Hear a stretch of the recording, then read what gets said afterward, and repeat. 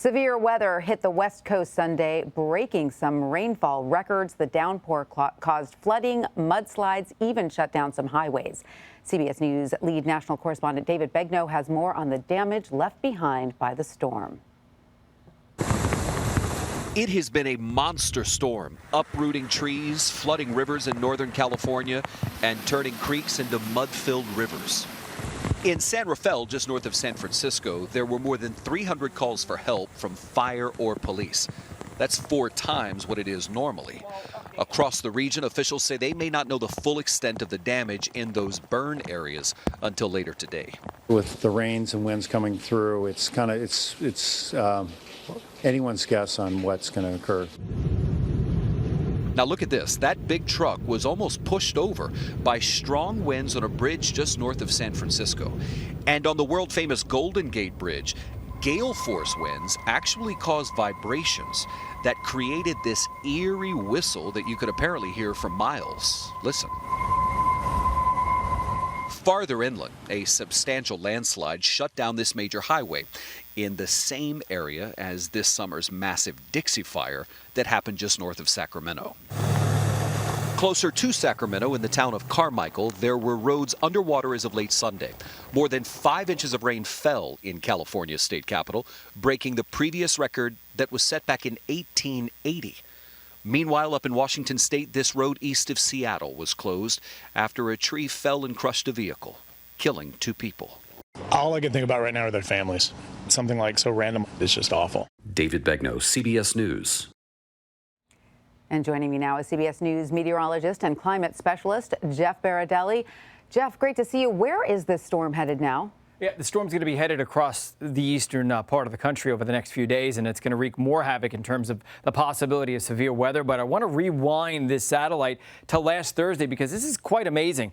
Last Thursday, this storm, it's a different storm, was the 3rd strongest storm on record in the Northeast Pacific. Now we're going to advance it and watch this really strong jet stream right here all of a sudden spiral off and become another huge storm. That one, the strongest storm ever in the Northeast Pacific. So in 3 days, the 3rd strongest and strongest storm ever in the Northeast Pacific off Seattle. Wind gusts over 90 miles an hour there. And a Category 5 atmospheric river, which, by the way, Category 5 is the strongest they can possibly get. You can see all that wicked weather making its way into California. Now the storm is moving to the southeast, and it's good news because it looks like the rain's about to shut off in about 12 hours or so, move across the Rockies. But, you know, Sacramento had about 5.5 inches of rain.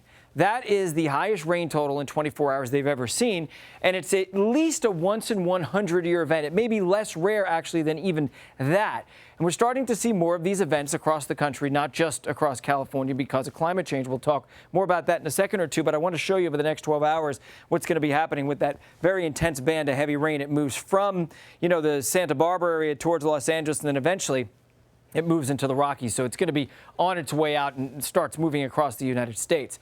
All right, so what I want to also talk about now is exactly what's happening in terms of, you know, how a warmer climate is impacting the situation out west. We're seeing more weather whiplash, so going from extreme dry to extreme wet conditions, more intense atmospheric rivers, we're seeing them right now, and also less rain events overall, but when we do see rain events, we're seeing heavier downpours, and that's exactly what has happened with this situation.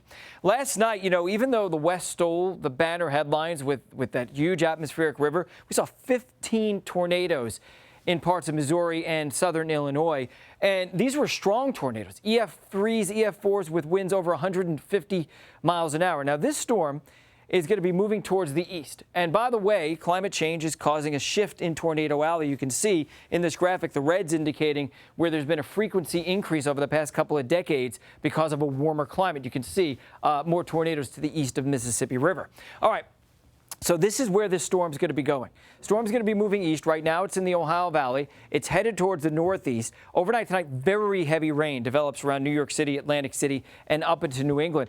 Now this system is going to bomb out. Again, just another bombogenesis or bomb cyclone that's going to be developing off the eastern seaboard. So let's advance this and show you these strong winds. Watch this storm really get going. It's going to be very strong, gusts 50 to 70 miles an hour. Places like Montauk, Hyannis, so Cape Cod, southeast New England. And it's not just the wind, it's also heavy rain. Places are going to see 3 to 5 inches of rainfall. So a really wild weather pattern, Tanya, across the whole nation, not just the West.